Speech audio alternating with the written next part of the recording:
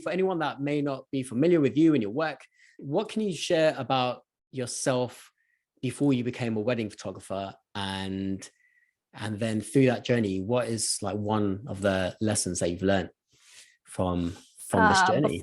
Before I became a wedding photographer, so I did a lot of things. One of the things I did right before I became a photographer was I used to actually work as an interior designer, and I worked at an architectural firm. So I kind of did both for a few years. Like I was doing wedding photography and design simultaneously, working 2 jobs. And then at some point when wedding photography was just getting too busy, I had to make a decision about what was I going to do, photography, or was I going to continue with design? And I just loved photography. So I just went all in 2016 and left my job and never looked back.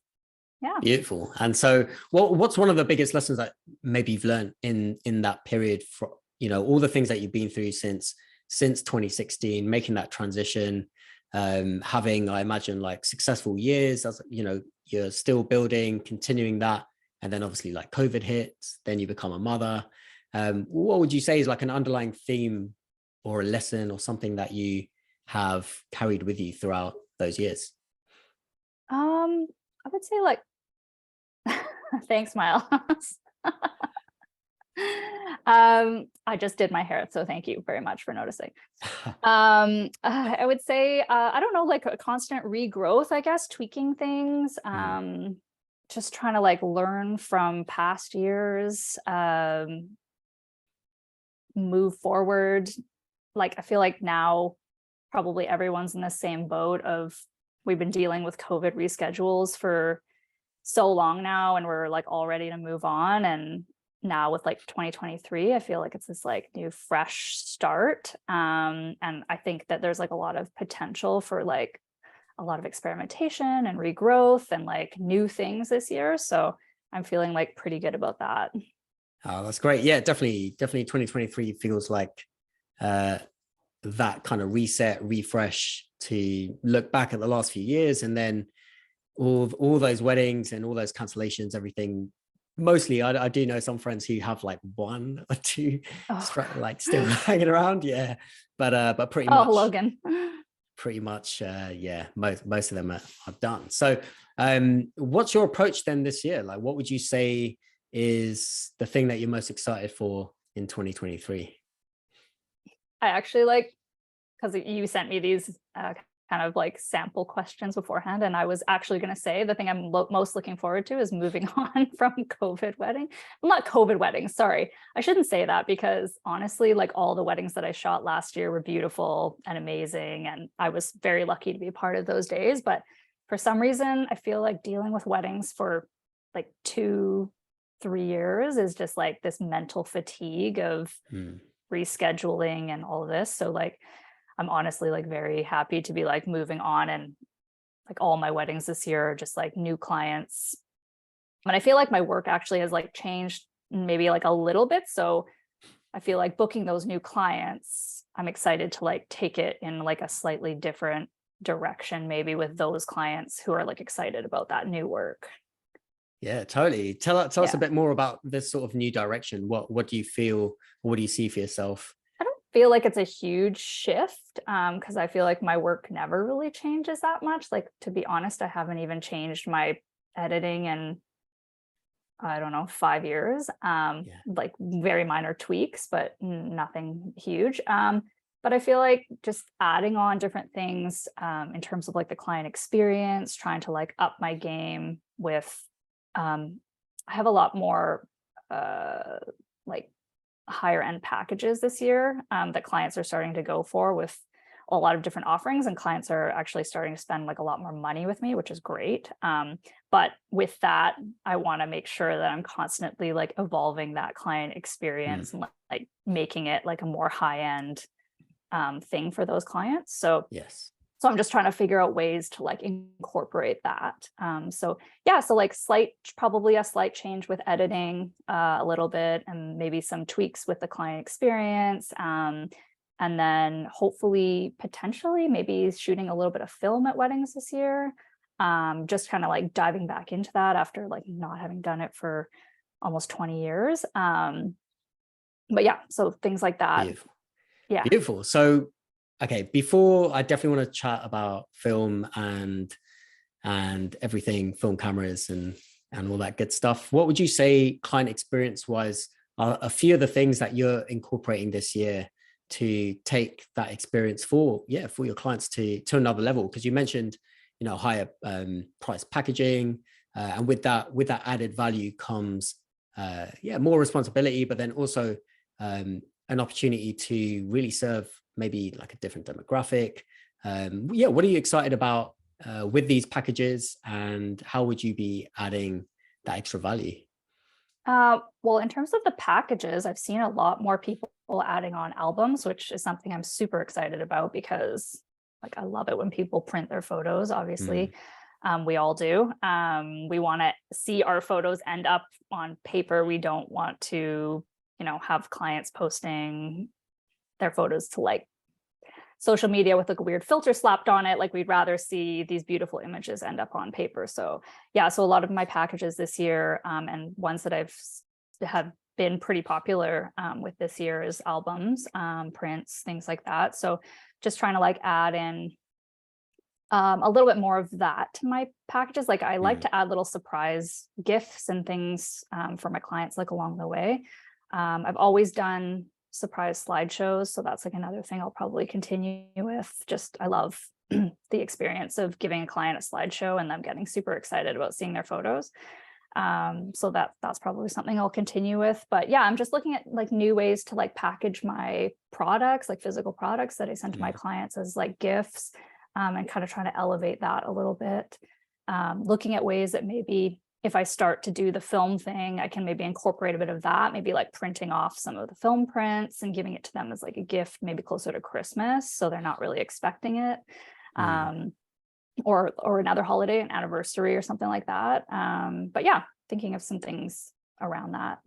Sweet. So yeah, let's talk about film for a bit. Cool. What's kind of been the desire to jump back into film? What's your experience with film? Can you share a little bit around that?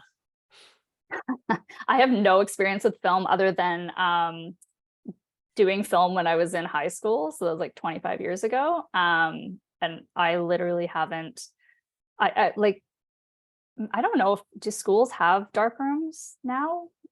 Yeah, they do. Okay. Well, I learned how to like develop my own film and stuff in high school. And that was such a cool experience. And my camera actually that I use is my dad's old camera that he gave to me. And I've been using it since high school.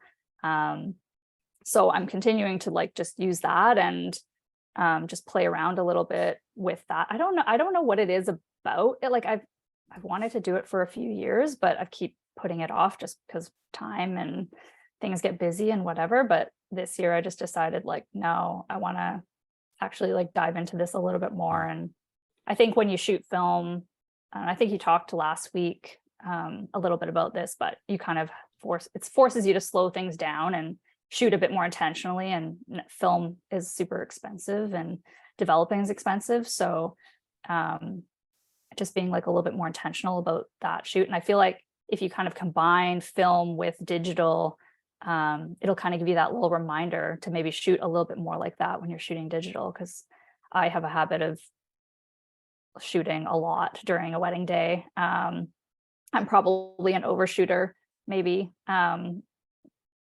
Just kind of like totally, you know, rapid fire shooting throughout certain moments. And I definitely do forget to just like take it a bit slower and maybe just like regroup, give myself a breath to think of something different.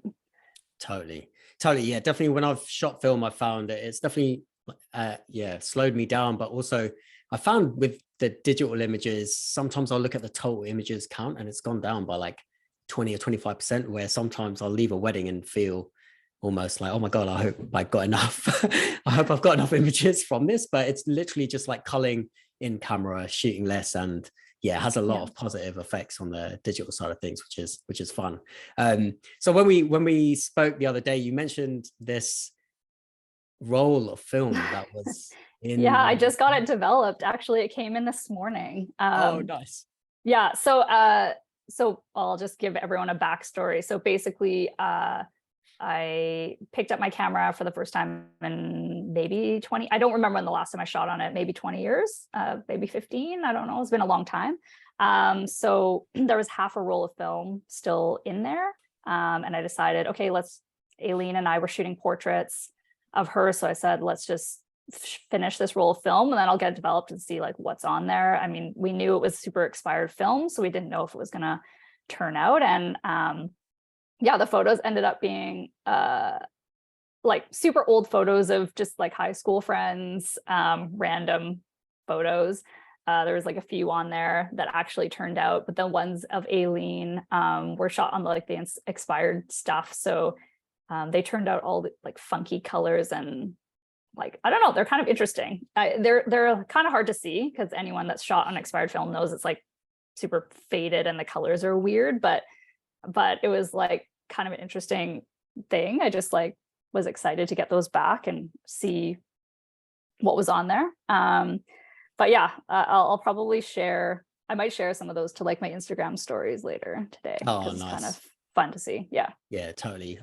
Film is just, I love that experimental side of things, and just we're a lot more forgiving for those images, Yeah. and they Yeah. hold like a different energy or feeling to them. So, it's not necessarily stuff that you would just like chuck away because it's not a deliverable image. Now Yeah. it's holds that meaning. Expired film is pretty fun as well. I'd love to like find a place where I can actually just pick some up and with it in mind, that to just kind of play and see what's on there because of the happy mistakes or because I of think the that's the expired cool nature. thing about film is that we can sort of like it forces us to experiment because you literally don't know like what the images are going to turn out like until you Yeah. get them developed. But like with digital, you immediately know and can make like those tweaks. But with film, you're just literally guessing, sort of Yes. like playing around and figuring out what works and what doesn't. And I think that's kind of exciting.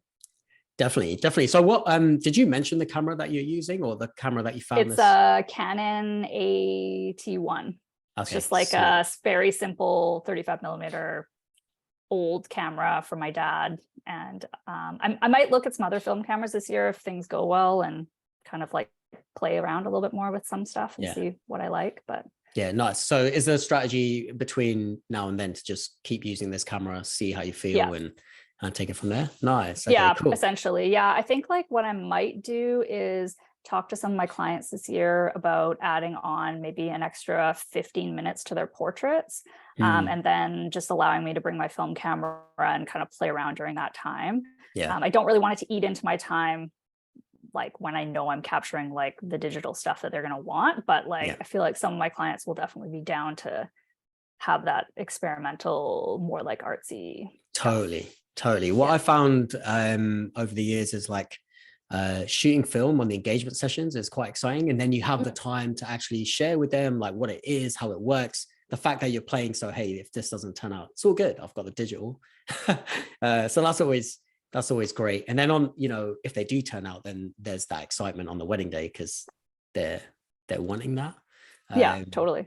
And then the other thing that I found as well is when you are shooting, or when I'm shooting on a wedding day, film sometimes can be like quite hard to incorporate, and like for the real like special moments, like the kiss, for example, it's hard to do that on film and digitally, but portraits for sure. And there's kind of like a sweet spot where you kind of get into a rhythm and a flow, and it's stuff that I like shooting, the stuff that I've already got digitally, and then kind of putting in that film element to it as well.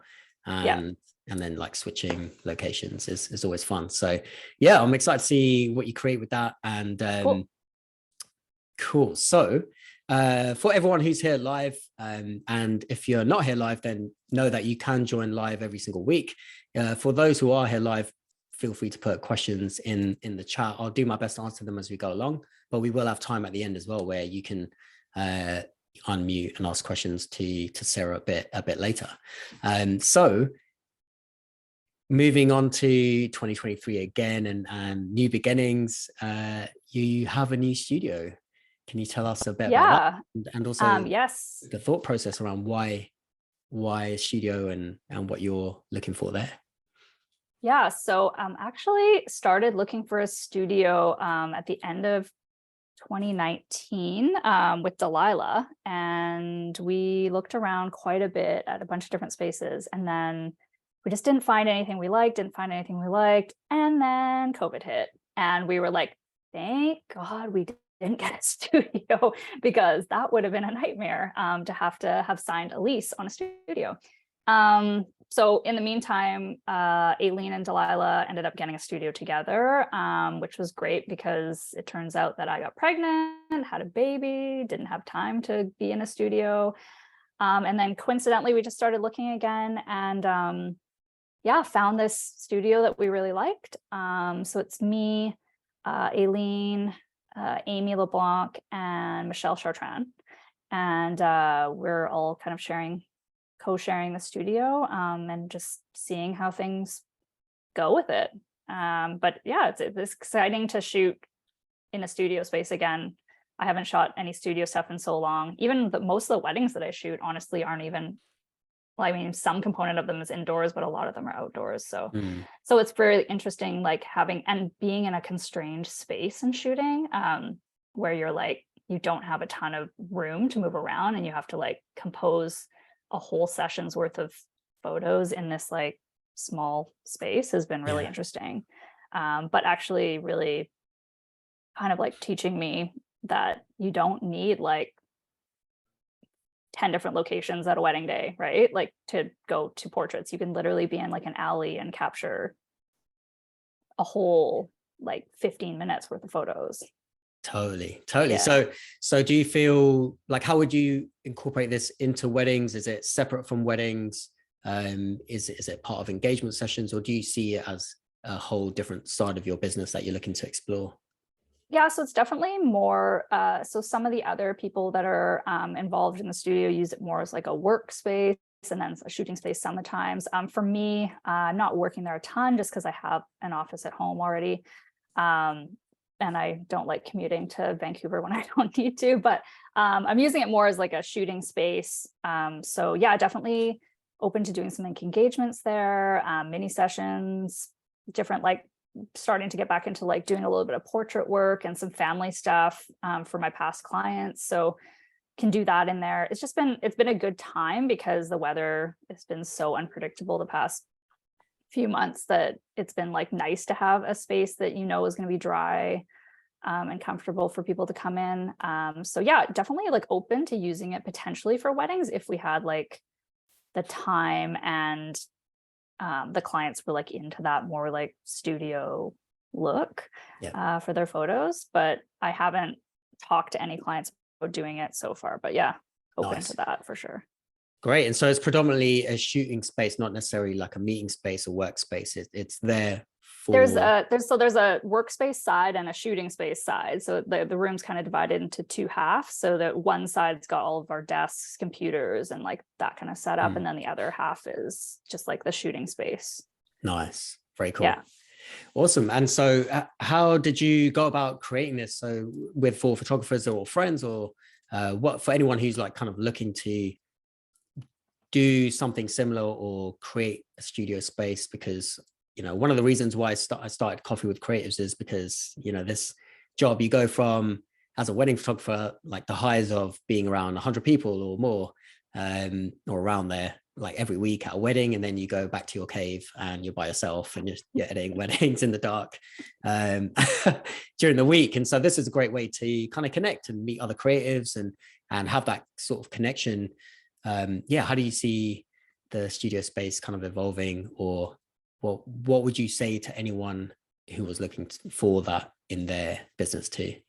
Yeah, for sure. That's been like one of the pluses, has been like just having work dates again with living people, not like, well, with adult people, that not like a screaming toddler.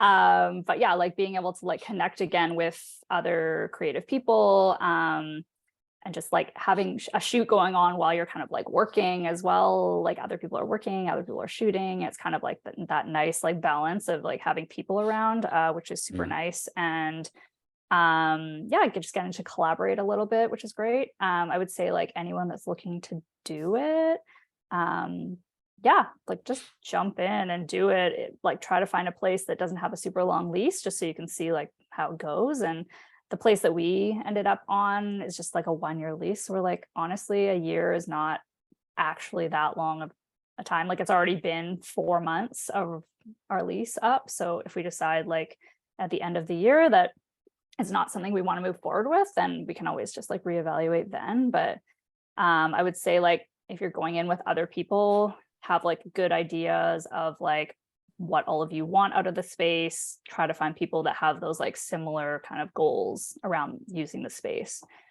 because it's hard when people want to use the space for like a lot of different things and it kind of like conflicts. So I would say like, yeah, just having a good idea going in of how you want to use the space, how you want to share the space, how you want to decorate the space, all of those things. Yeah.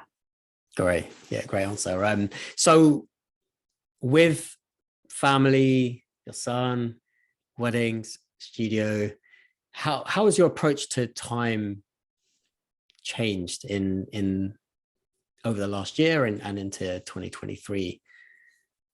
I used to be like the kind of person, I'm sure like everyone that has kids can kind of relate to this, but before I had kids, I just like took my time, did things super slow, took a break, had a snack, did this, did that, like whatever.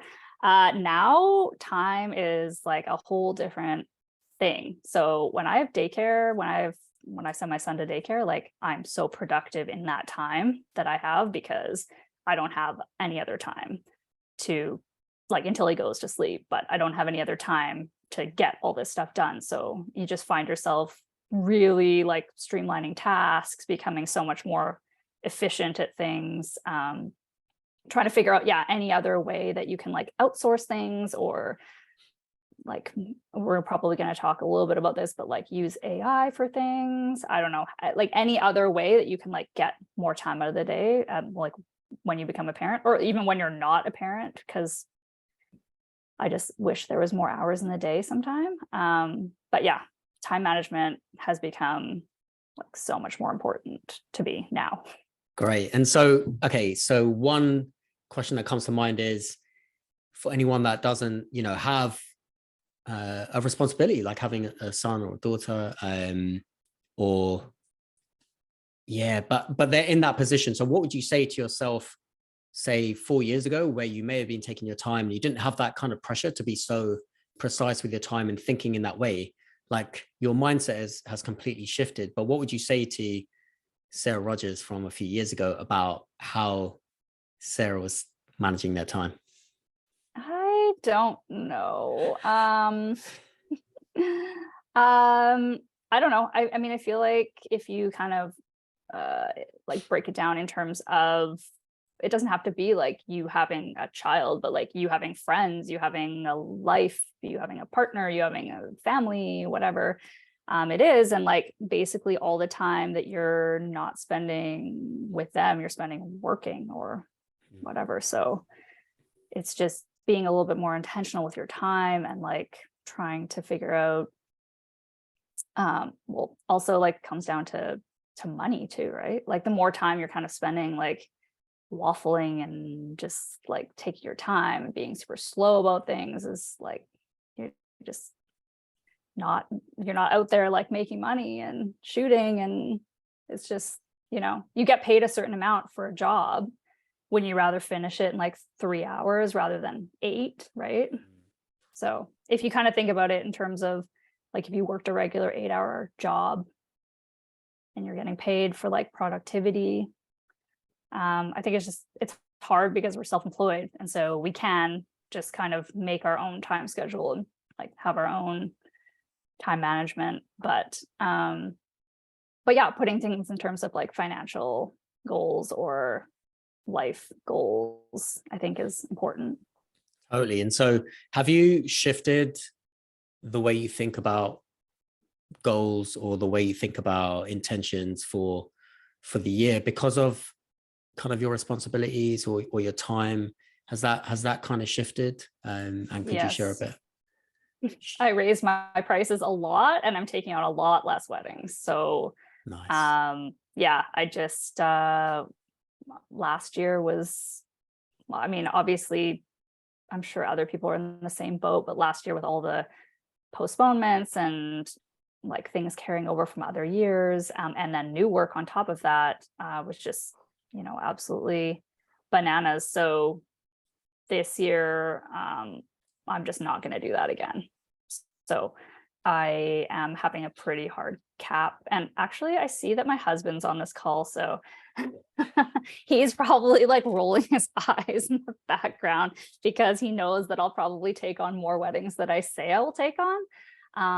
But I'm hoping to do at least 10 less weddings this year. At least 10 less weddings this year than last year, just so I can spend more time with my family. Yeah, And beautiful. yeah. That's great. Well, you've got it in audio and visual here, Jamie, so you can always point back to this in the future if needed. But no, that's great, Sarah. I love the prioritization, the fact that you're taking on like less weddings, which means more time with your family, more time for like your like well-being. And you've raised your prices as well, and that's not like an easy thing to do.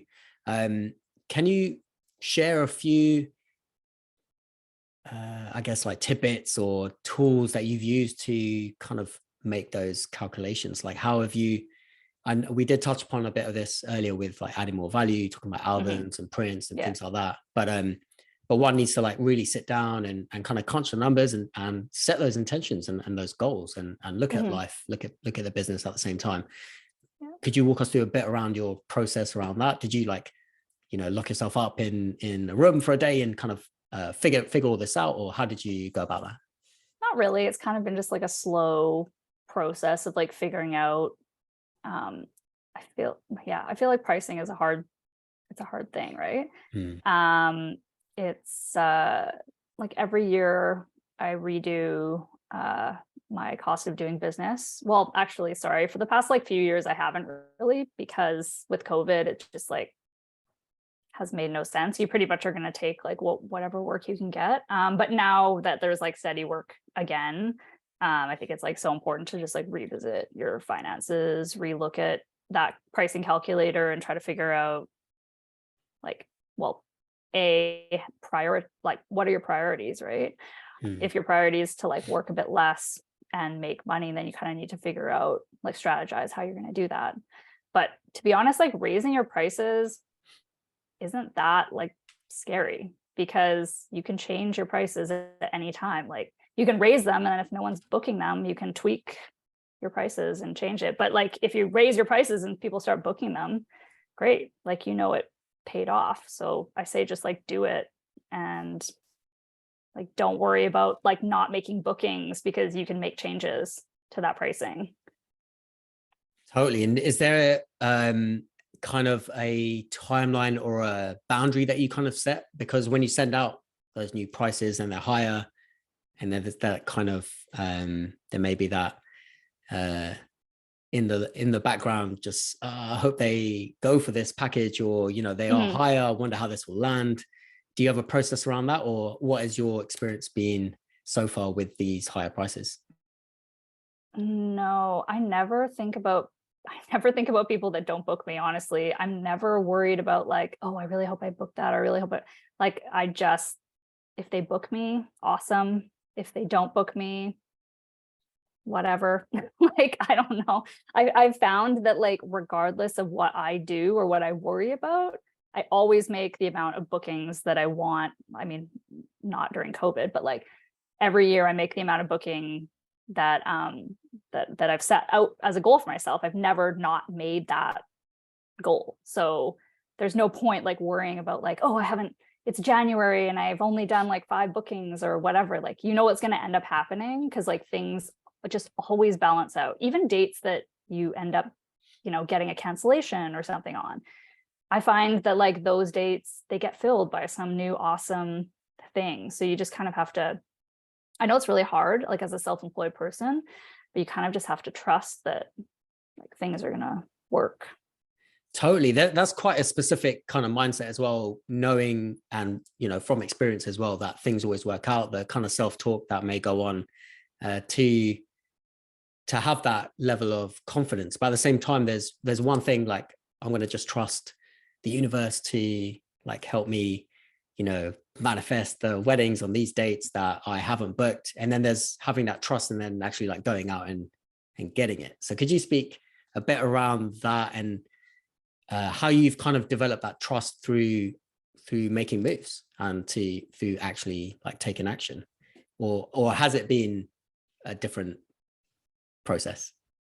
Yeah, I don't know. I mean, I think I've developed that trust just having been in business for the amount of years that I've been in business, and just like knowing my business, and knowing that my work kind of speaks for itself. And like, I know that like I can provide value to people. And so it's just basically going out and getting in front of as many people as I possibly can to convince them to hire me. There's so many people getting married. It's like, it's a never ending cycle of people getting married. Like we're in a good industry in that, like, even during recessions and COVID and stuff, people were still getting married.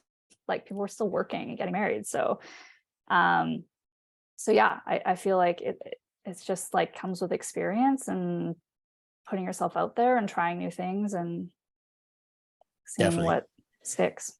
Definitely. So if anyone is in that position now, so I'm just kind of looking at those who are like in the chat, and, you know, say if they're in a position where they're like, oh man, like, you know, this year started off in a way where I just don't have the level of bookings I thought I would have by this point in time. I'm listening to Sarah. Yes, I want to like trust that it will work out. And so that's kind of the mindset. You said getting in front of people, trying new things. What is like one thing that they could do to get in front of new people, and what's one new thing that they could try? Getting in front of new people, definitely. For me, I mean, everyone's different. There's so many people that are like amazing on social media and spend a lot of time curating and finding, like, getting new followers and have a lot of success with that. That's not really me. I just like don't really want to spend a ton of time on there. So for me, one thing that has really, really helped has been like revamping my website and like focusing really heavily on SEO, hiring a person to audit my website. A few years ago during COVID, had actually, I think you know her, Sachin. Did you have her speak on Lauren? Yeah, Lauren. Yeah. Okay, yeah, so Lauren audited my website a few years ago, and then I paid her to teach me how to fix all of the mistakes on there. I don't know if that's something that she regularly offers. Like, I know she would offer that as a service to do herself, but I wanted to learn because, like, if I can learn how to do it, then I can manage it going forward. Whereas if somebody does it for me, I have to pay someone every few years to do it again. Which doesn't make much sense. So like, I wanted her to actually teach me, like, okay, how do you go in to like the back end of these like websites and fix the code and like fix all these like mistakes. And it was awesome. Like, I learned so much from doing that. And just from doing that, within like, I think by the next like 6 or 8 months, I was on the first page of like the Google search thing, just from making like some very simple tweaks to my website. So nice. Like, usually I actually keep a log of like where I get all my inquiries from, and 70% of my inquiries come from Google. Like, boom. Yeah. Nice. Yeah, SEO is an incredible tool. It's definitely like a longer game. So if you're looking to jump onto SEO and then fill out your current year, it's probably not the way to go. I mean, or not for sure. Definitely do SEO no matter who you are, whatever business you're in. SEO is just like is incredible. All the content that you put on Instagram and write all this copy could easily be put on Google, and whereas Instagram, it's kind of not dead, but it kind of dies pretty quickly. SEO lives forever, and people are always searching on Google. If you're searching for like your favorite bakery in Portland, people are looking for their favorite photographer or the best photographer in insert city name, and that's a great way to invest your time for sure. And yeah, Lauren was a guest educator on ARC and through some SEO masterminds that we had, and she's amazing. I'll definitely share her details with those who are asking in the chat for sure. Cool. Awesome. So that's kind of like one thing that they could do long term. What's another way that they could do in the short term to get in front of people to help them this year? And then we'll move on to some other areas. That's so hard. I feel like so like when I'm tracking inquiries, it's like 70% Google, like maybe like 20%. No, I would say like 70% Google, probably like 20% like word of mouth and from like other referrals. And then like the rest of it social media, just because I've kind of like died off social media a little bit. I'm not willing to invest the time anymore.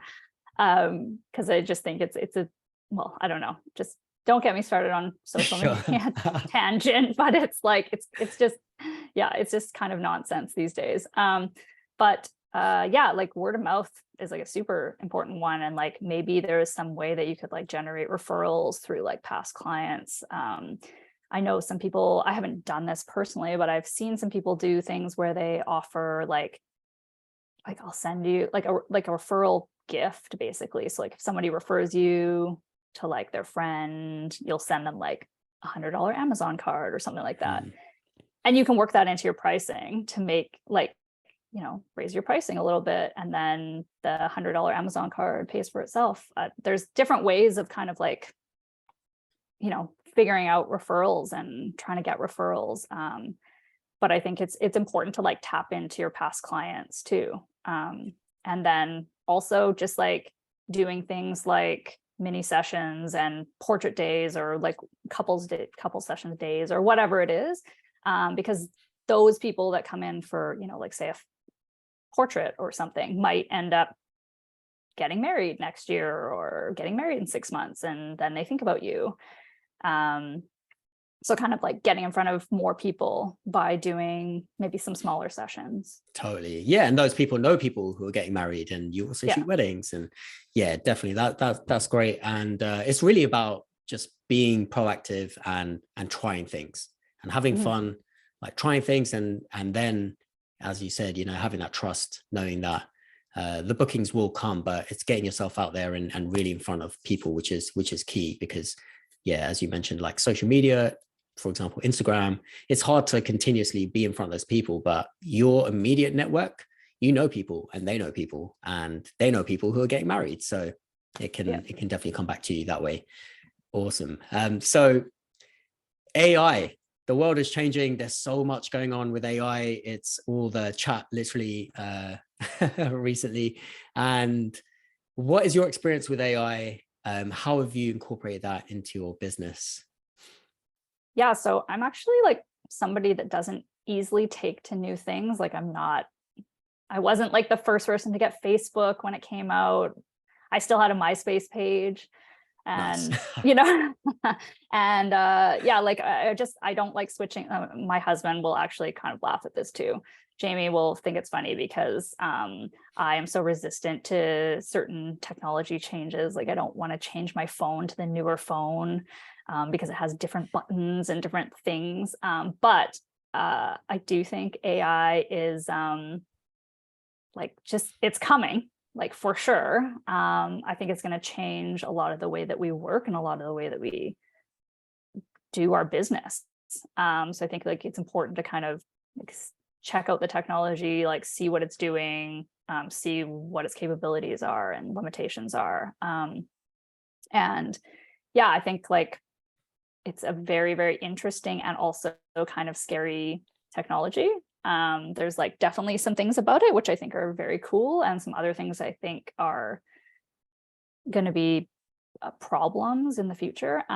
But yeah, for like our business, I'm sure everyone's kind of tried like, you know, AI editing, AI culling. Now there's actually a daily podcast today, the daily, the New York Times podcast was all about AI today. And actually they were talking about how Microsoft just is collaborating with OpenAI to create like a new search engine. Well, they're revamping Bing, basically, Bing search engine. And they're going to be using like an AI search model. And they were just basically talking about that. And it was kind of blowing my mind because the technology is moving so quickly. Like it was just like a month ago that we were talking about ChatGPT and this whole new thing. And now Microsoft has come out with this new like search engine. So I think it's like, yeah, it's just like, it's coming fast. Totally. And so, okay, so you mentioned culling, editing. How has that changed your business? And for anyone who's listening and in the chat, I would just love to know, like, what is put whether you're using AI or not, and if you are using AI, what are you using it for? Like, and if you're not using it, then just say you're not using it. But I'm just curious, like, kind of, I see a lot of photographers and small business owners. Are you, basically just so curious, and be interesting to just see your peers, like, are they using AI? If they are, what are they doing? And if you're not, then something to consider, because it can considerably speed up your time, save you a lot of effort. Definitely with like repetitive actions that you may be doing. And on the flip side as well, I've noticed that, with AI, there's a bit of soul, or that human touch element that's missing, which, is like a huge flaw. But at the same time, it opens yourself up to like so much more creativity, and you don't have to waste your brain power on some of the repetitive tasks. And that actually allows an artist to create more, which is a massive like benefit, like hugely benefit. So a huge benefit. Sorry. So sometimes when I go down the path of this is scary, or I'm not really sure, try and also flip that around and be like, well, what is the opportunity here, and how can this help me, and why is this good as well, just to level up the playing field there. So couple of tools that you're using. I see people kind of sharing in the chat what they're doing for culling, yes, for editing, trying it a bit, super interesting. Yeah, and I'm like totally with you on the culling thing. It's like, I don't feel like the culling one for me hasn't sped anything up at all. It's actually like almost made things a little bit more difficult or like more complex than they need to be. So I think that maybe needs the double checking. I'm the same, Logan. So I feel like that needs a little bit of work in terms of that. Like, I think it's interesting technology. I like but I just don't understand, like, so like you're an artist, you make these artistic decisions about, like, say you really like photos of your clients with their eyes closed. Well, then like the culling software is basically going to remove a lot of those images that you would have kept. So I don't know. It's kind of, that's a tricky one for me. The editing thing for me has definitely sped things up. And I'm the kind of person actually that's like, I micromanage. I like control. I like having control over the process. And for some reason, when I now, probably because of the time thing, actually, time has kind of become my priority over having control. Like, I guess that's just the difference. But yeah, now when I send things to edit, like, or cull, like, I have somebody that culls for me now. Nice. And I don't even look at the images that she doesn't select. Like, she knows what I want. Like, she knows what good images are. And like, you just have to like trust that she's picking, like, if you don't look at it, the stuff that like is getting called out, you're not gonna like worry about it or think about it. Like, why put yourself through that, right? Yeah, It's definitely. like so much unnecessary stress. Definitely. No, that's great. Culling is great, that's definitely a great time saver. I feel like once you start shooting film, that actually is going to help you cull and curate even more in camera than outsourcing it. But that will also speed up your in your case, your assistant's time as well, because you'll just be so much more intentional, around the images, which is awesome. So yeah, if you're not into AI culling, pick up a film camera. Yeah. Spend money there, go create, be an artist. It's a lot more fun as well. And a good question to ask yourself, if you do hate like culling is like, how can I make this like more fun? Because loud Mhm. music, standing up, doing that kind of stuff, it like really helps. And then it just makes the process a lot more fun, because why not make it fun if it's if you don't want to outsource it? Something to try there. Awesome. So for culling, did you mention about editing, or you're not using it for editing? I am using it for editing. So I'm using pretty much the same one that everyone else is using. I don't know, is it Imagen or Imagine? Imagen AI? Imagen Yeah, AI, I'm yeah. using that one. Yeah. And I really like it. I tried using what's that other one? There's like another there's another like editing AI, batch AI. Yeah, thank you. I tried that one, didn't like it as much. I found it more unreliable. I liked it for certain things. I like the fact that like as the day progresses, you can kind of like set key images, but then I also think that's also more work. Like then I have to go set target images, and that's just me doing work. So with like Imagen, you just send in the whole lot of files and it's done. And 5 minutes Right? later, it comes back. Exactly, which is like amazing. And like this isn't Yeah. to take away from like any other Miles. I know you're on here and I think you're amazing. But like, yeah, this isn't to take away from like editing services, because I actually think there is such a like need for those as well. Because as you said, like the human element with AI is not there. So I still think, like for me, I could almost like see myself sending out a wedding to be edited on like with AI, and then sending out the tweaks to be done by like a human person, because Totally. that kind of gives you back that little like human element that the AI is missing. Definitely. And that's pretty much what I did. Thanks, Miles.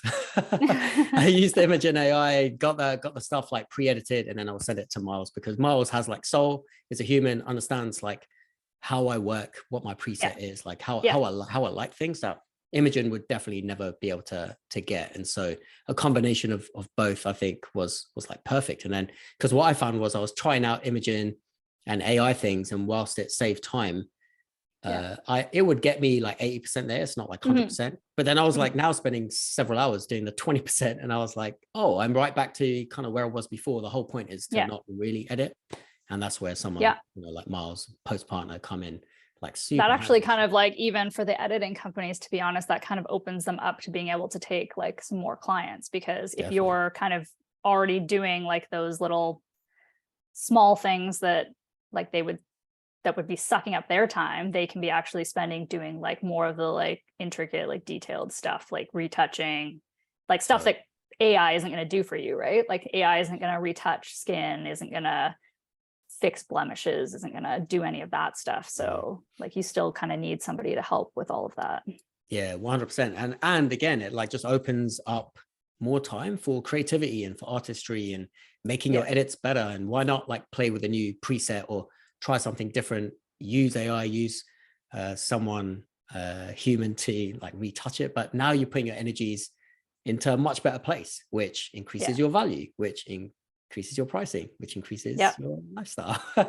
So it's all kind of tied in, but it's amazing. So yeah, for anyone who's not using AI or hasn't tried it or looked into a service like that, definitely give it a shot. I think one of the interesting parts about AI is not even like in terms of the culling and editing, but like just using the AI like chat bots, like ChatGPT or whatever. I'm really interested to see how it will kind of work in terms of like maybe like social media captioning, or like you can ask it to generate like an SEO caption for a blog post, and it will spit out like, you have to change some stuff about it, but it kind of like it starts that process for you. And I don't know about everyone else, but I'm the kind of person that I don't like writing things. I don't know, I'm always like resistant to posting even on Instagram, because I don't want to write an Instagram caption.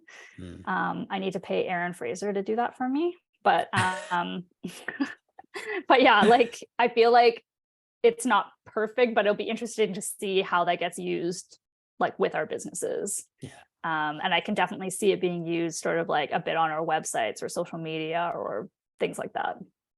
Yeah, huge. Like there's I feel it's definitely an area to explore. And whilst it again won't have that kind of your soul in the words, that's something that you can add. At least you can get Mm, like a rough draft and then you can yeah. play with that. And it'll literally take like 2 minutes or less to get a rough draft that you can now play with. Whereas staring at a cursor on like a blank page is really tough to move forward with. But this gives you options. So I feel like yeah, even things like hard emails with clients, like I wonder if like even that, because I find, you know, some people are just don't know what to say to certain situations with clients. It's like they have some tough email that they have to write. Like, could you use AI for that to help you like write that email in that's like so a nice way? that's so fun. I literally did that yesterday. I had um an email from a client who was asking about they, you know, at the end of a wedding, you're like, you may take a photo of the starry sky, and I did this, and I always love taking that shot. And it's just like a nice way to kind of like cool down at the end of a shoot, but then also to just observe the stars. And anyway, I took that shot and then they printed it. And so I was super stoked that they got the print. And then they asked me like, um, do you have any recommendations on whether I should get a white frame or a black frame for this print? And so obviously I had like my own ideas and things like that. But then I thought, let me ask ChatGPT what it would recommend. So I said, I have an image of stars, you know, on a night sky, and what are the benefits of, or which which frame would be better, a black one or a white one? And then it talked about the aesthetics of your place and the advantages of having black and the advantages of having white. And it was such a great answer. And you know, things that you would say too, you know, like the white maybe draw your attention away from the frame. If it was black, it would go, your eyes would be drawn into like the focal point of the stars. But it just said it in such a nice, concise way that I pretty much just edited that, sent it off to my client, and they were super happy. And yeah, so it's great if you're like struggling with emails and you're not sure what to do, just ask AI and then tweak it and make it your own. It's so beautiful. So beautiful. We're almost coming to the end of this you know, conversation, Sarah, and I always like to ask like a few kind of quick fire questions at the end. So yeah, just kind of like top of mind, what comes to you when you think of like your favorite book or a book that you like to gift others? Oh, like fiction or nonfiction? Oh, either one. Well, anything fiction. I love John Irving books. Pretty much anything by John Irving, except for like the last four. Um, all his earlier stuff. All his earlier stuff. Any titles? Like, what would be a I good title? love.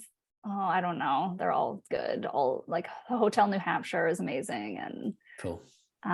yeah, there's so many good ones. And then maybe like nonfiction. Well, if you're looking for photography related, I would say like Modern Color by Fred Herzog. It's amazing. Yeah, the photos in there are just like so documentary and beautiful, and I love that book. Awesome. Yeah. Very cool. Your favorite like album, music that you would, you know, play start to finish that you love? Of Monsters and Men, for sure. Oh yeah. I love, yeah, actually, Jamie and I, when we first traveled to Iceland, our first time traveling to Iceland was in 2015, I think. And of Monsters and Men, I mean, everyone probably knows they're Icelandic, but yeah, they came out with their album, I think like a few months before we went, and we listened to it like the whole time we were there. And listening to it with like the epic landscape going by in the background was just like so cool. And so ever since then, I've just like loved their music. Beautiful. And I imagine every time you play that album, it takes you back to being there, and that's awesome. Yeah, your favorite favorite like app or tool. We covered a few with AI. So outside of AI, what's like a maybe an app or a tool that you love? For photography, I would say Lumos, like the Lumos app.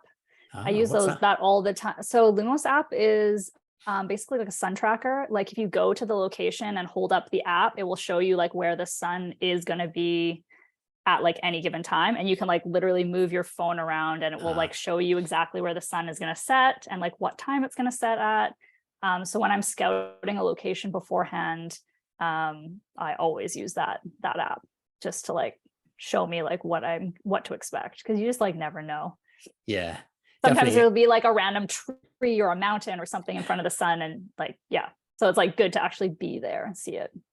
Yeah. And then I would say like also, one other one, actually, Aileen kind of showed this to me a long time ago, but it was 1 second every day. Do you know that? Oh, yeah, yeah. app?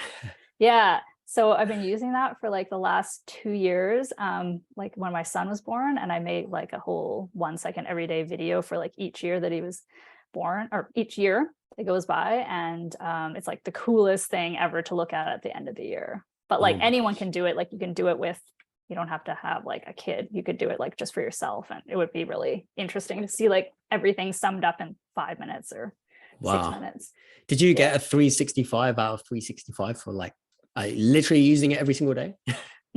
For the first year, I did a lot more, but then for the second year, I kind of slacked off. There was days where I had 2 videos from like the previous day, and so I would like Yeah. kind of like add one to the next day. But like, yeah, the second year definitely becomes a little bit harder, and you're like, oh, it's kind of a chore.